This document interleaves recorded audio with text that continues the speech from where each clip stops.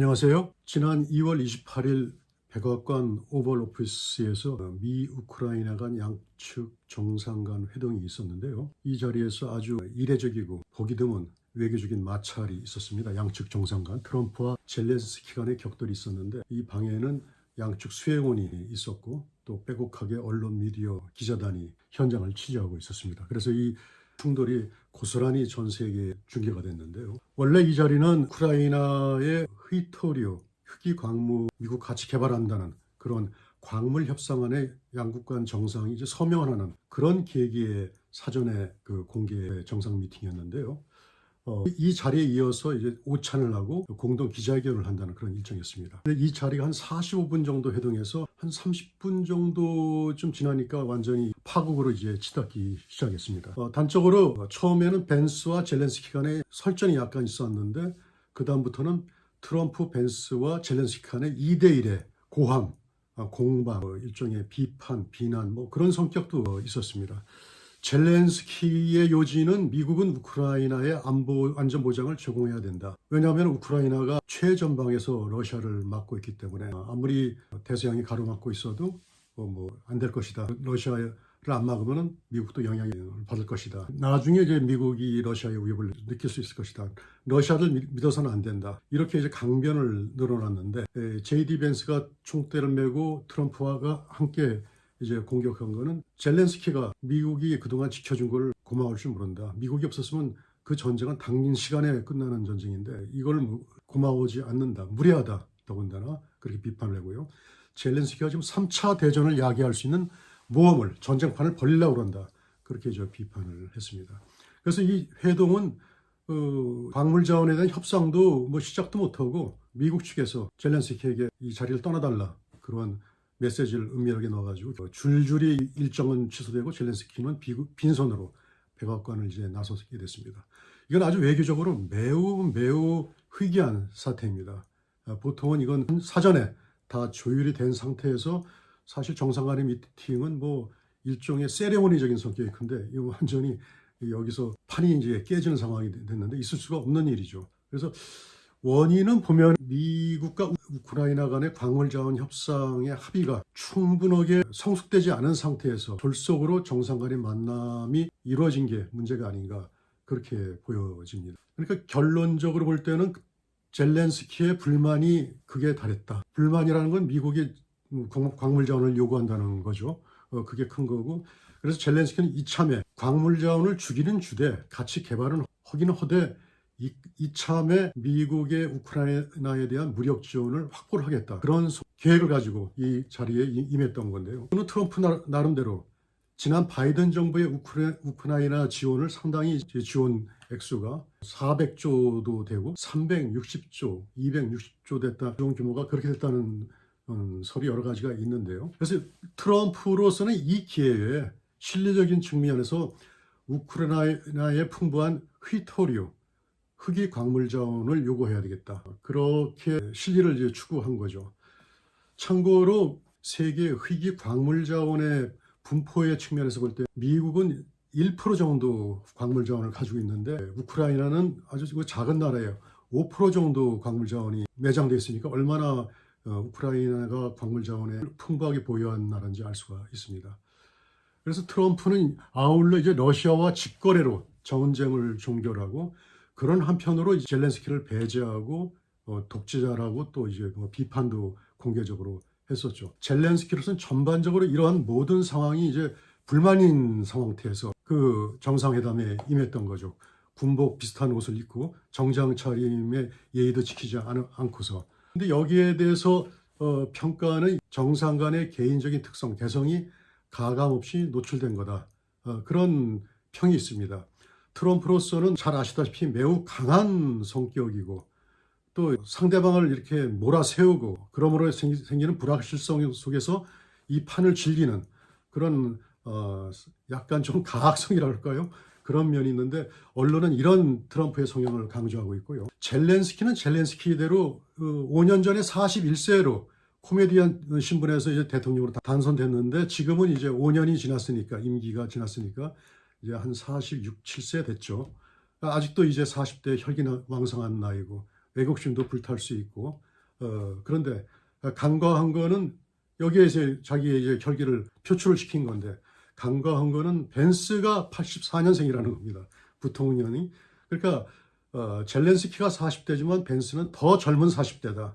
그래서 벤스가 중간에 불쏘시개 역할을 하고 트럼프가 합세하고 2대1의 아주 그 보기 드문 마찰이 일어난 겁니다. 여기 대해서 이제 언론, 특히 팍스뉴스 같은 경우는 젤렌스키가 트럼프를 과거 자신이 상대했던 바이든이나 해리스와 같이 유약하고 만만한 상대로 본 것이 아닌가, 그렇게 쉽게 얘기해서 상대를 잘못 잡았다, 잘못 보았다, 그런 평이 좀 나오고 있습니다. 또 젤렌스키가 그동안 우크라이나를 지원한 미국에 대해서 고마워하는 그런 인상을, 그런 태도를 보이지 않는다고 이제 비판적으로 나오고 있습니다.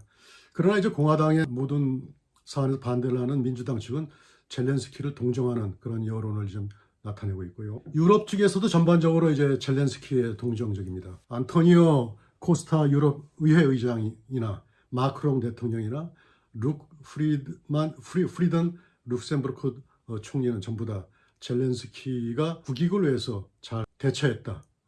그리고 자신들은 우크라이나 지원의 모든 노력을 아끼지 않고 기존의 러시아에 대한 제재를 끝까지 유지해 나갈 것이다. 그렇게 입장을 표명했습니다. 그런데 러시아는 트럼프와 이 JD 벤스에 상당히 이제 내심 통쾌하면서 동조하고 젤렌스키를 이제 아주 고소하다, 그런 입장에서 비판을 하고 있습니다. 트럼프의 우크라이나 입장은 우크라이나의 나토 가입을 절대적으로 반대한다는 의견이죠. 미국 측으로서는 우크라이나가 만약 나토에 가입하면 그 즉시 공동 안전보장의 일원이 돼가지고, 나토 일원이 돼가지고, 만약 러시아가 우크라이나를 침범하면 이 조약에 의거해서 자동적으로 미국은 군사적으로 개입하게 되기 때문에 이거는 절대 수용할 수 없는 거다. 그런 입장이 아주 강력합니다. 그렇지만 미국은 영국이나 프랑스 등 여타 유럽 국가가 우크라이나를 지키려는 노력은 찬성한다, 그런 입장이고요. 미국 국민의 세금으로 더 이상 유럽 국가의 방위를 전처럼 부담하는 일은 없을 것이다, 그렇게 아주 선을 명확하게 긋고 있습니다. 제가 지금 언급했듯이 트럼프는 젤렌스키가 대선도 무시한 임기를 초과한 독재자고 러시아 침공을 유도한, 그러니까 나토 가입을 강행함으로써 러시아를 자극했다는 거죠. 유도한 책임자라고 비판을 했습니다. 참고로 이제 왜 젤렌스키가 대선을 무시한 독재자냐를 살펴보면은 젤렌스키는 2019년 5월 20일 날 대통령직을 개시했는데 당시 41살이었습니다. 70%가 넘는 높은 지지율로 러시아에 그때 있었던 돈바스 전쟁 등을 이제 종료시킨다는 그런 캐치프레이즈를 선거 슬로건을 내세우면서 코미디안 신문에서 화려하게 이제 대통령으로 신분 변신을 한 거죠. 근데 이제 대통령 임기 중에 전쟁이 벌어지니까 계엄령이 선포돼 가지고 현재 우크라이나 국내법상 헌법에 의거해서 선거 없이 자신의 임기를, 대통령 임기를 연장 중에 있습니다. 계엄법 하에서 선거는 이제 공정한 선거가 집행될 수 없다는 그런 차원에서 금지되고 있습니다. 그리고 여론도 국열 분열을 우려해서 대선 없는 현 젤렌스키 대통령을 지지하는 추세라고 이제 볼 수 있고요. 그래서 최근에 2025년 2월 25일 우크라이나 의회는 계엄령이 해제될 때까지 현재 젤렌스키 대통령직을 연장하는 그런 결의안이 통과가 됐습니다. 그래서 전체 국회의원의 대다수 찬성으로 이게 통과가 됐죠. 그래서 사실상 합법적인 대통령이라 볼 수 있지만은 트럼프는 젤렌스키가 선거 없는 독재자, 그렇게 또 트럼프 나름대로의 특유의 독설, 비판적인 어조로 이제 말을 하고 있는 겁니다. 그러면서 트럼프가 미국과 러시아 간 정전 협상에 낄 수가 없는 방해 요소다, 그렇게 아주 격하하고, 미국과 우크라이나 간의 미네랄 광물자원 협상은 미국이 그동안 지원한 수백조 원에 달하는 지원 액수를 보상하는 차원이고, 향후 미국의 우크라이나에 대한 경제 지원을 가능하게 할 수 있을 것이다. 군사 지원은 이제 선을 그은 거죠. 그렇게 했습니다. 그런 입장을 표명했습니다. 아울러 트럼프는 러시아를 이제 끌어들이기 위해서 G8 서방 8개 정상국 회담에 이제 가입하는데 찬성한다, 그런 대러시아 유화 전략을 좀 띄웠습니다. 젤렌스키 측으로의 입장에서는 젤렌스키는 매우 이제 미국의 민주당과 친숙한 입장입니다. 물론 이제 러시아 1차 침공이 2014년에 있었는데 그때는 이제 오바마 집권 시였고요. 2차 침공이 2022년 2월에 있었는데 그때는 바이든 집권 시였고 어쨌든 젤렌스키는 바이든으로부터 러시아에 저항하기 위한 군사 지원을 요청하는데 상당히 뭐 그렇게 큰 어려움은 좀 없었습니다.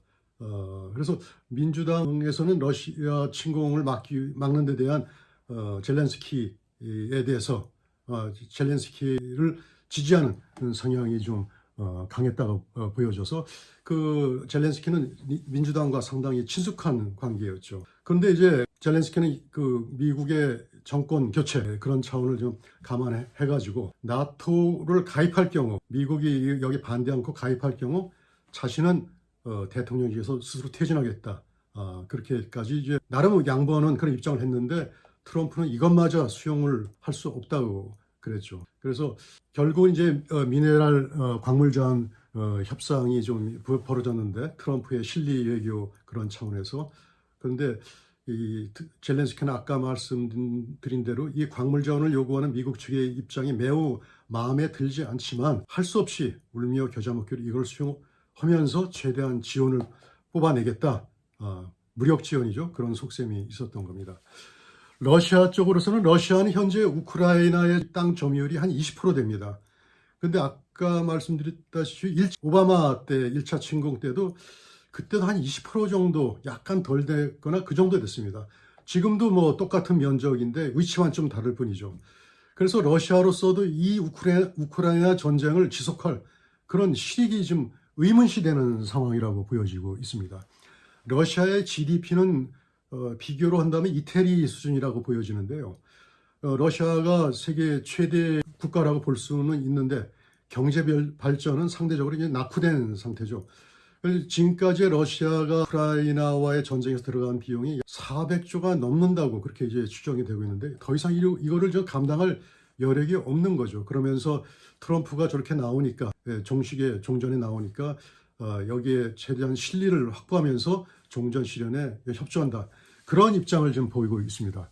한편으로 또 러시아는 또 미국을 좀 회유하기 위해서 자신들이 점령한 우크라이나 지역의 흑이 광물 자원을 미국에게 양도를 할 수 있다.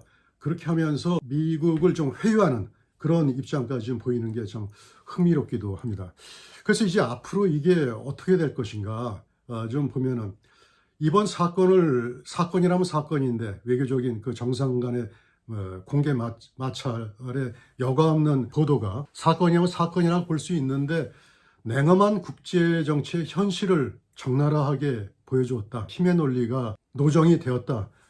그렇게 말할 수 있을 것 같습니다. 아마 젤렌스키의 현실 인식, 국제정치에 대한 현타가 오지 않았을까 그렇게 보여지고 있는데요. 젤렌스키로서는 이제는 시대가 바뀌었고 이건 지금 민주당 정부가 아니라 공화당 정부고 트럼프랑 벤스는 과거 바이든이랑 해리스와는 틀린 사람이다. 그러면서 어떤 일종의 한계를 좀 느끼지 않았을까 그렇게 좀 보여집니다. 또 유럽 쪽에서도 뭐 도와줄 의사는 있지만은 힘이나 능력의 한계가 여전히 좀 있습니다. 마크롱 대통령이나 스테머 영국 총리도 우크라이나의 안정에 미국의 후방 지원이 필요하다고 강조를 하는 것은 여전히 자신들의 지원 능력이 제한되어 있고 미국이 필요하다. 그런 거를 좀 의미하는 거라고 볼 수 있고요. 마크롱 대통령은 특히 나토 집단 안보 차원에서 미국의 대우크라이나 지원 능력에 기대를 한다. 그런 약간 현 상황에서 비현실적인 그런 희망도 비추고 있습니다. 그러면서 또 영국 총리는 이건 뭐 최대한의 그 지원이겠죠. 억지력 차원에서 영국군의 우크라이나의 상징적인 파병도 고려할 수 있다. 이렇게 지금 보여지고 있기 때문에 앞으로 이 우크라이나 관련해 가지고 어떻게 될지는 한번 지켜봐야 될 것 같은데요. 젤렌스키의 국내 정치적 입지도 고려 좀 해봐야 될 것 같습니다. 트럼프와의 관계 악화가 과연 젤렌스키의 모국인 우크라이나에서 우리 대통령이 잘했다 그렇게 볼 것인지 아니면 젤렌스키에 대한 지지 기반 약화로 직결될지는 한번 지켜봐야 될 것 같습니다. 벌써 보도는 젤렌스키가 이제 자신이 잘못했다, 트럼프와의 관계 개선을 모색하는 그런 자세가 좀 나온다고 이제 그런 보도가 좀 나타나고 있는데요. 젤렌스키로서는 거의 이제 유일한 길이 트럼프의 입장을 이해하고 수용하는 쪽으로 가야 되는 것이 유일한 길이 아닌가. 그래서 이게 국제정치의 현실이 아닌가. 그렇게 지금 보여지고 있습니다. 그래서 앞으로 미국과 우크라이나 간의 광물자원 협상 타결이 전제 요건인데 이게 과연 어떤 식으로 타결이 될 것인가가 좀 한 가지 좀 관심 사항이고요. 젤렌스키가 트럼프의 입장을 어떻게 이제 수용할 것인가, 미국이 우크라이나를 무력 지원할 수 없다는 이런 트럼프의 입장을 어떻게 수용할 것인가, 그게 좀 또 역시 또 다른 관심 사항입니다. 그러면서 이제 러시아와 미국 간의 종전 협상이 앞으로 이제 본격적으로 진행되어질 수 있다고 보여지는데 이 과정에서 젤렌스키가 어떻게 참여할 수 있고 여기에서 우크라이나의 이익을 최대한 실현시킬 수 있을 것인가, 국익을 확보할 수 있을 것인가, 그것이 좀 관심사가 될 것 같습니다. 어쨌든 이번 사건으로 우크라이나의 전망이 좀 더 이제 관심을 끌고 주목을 받고 있는 것 같습니다. 오늘은 여기까지입니다. 다시 찾아뵙겠습니다. 안녕히 계세요.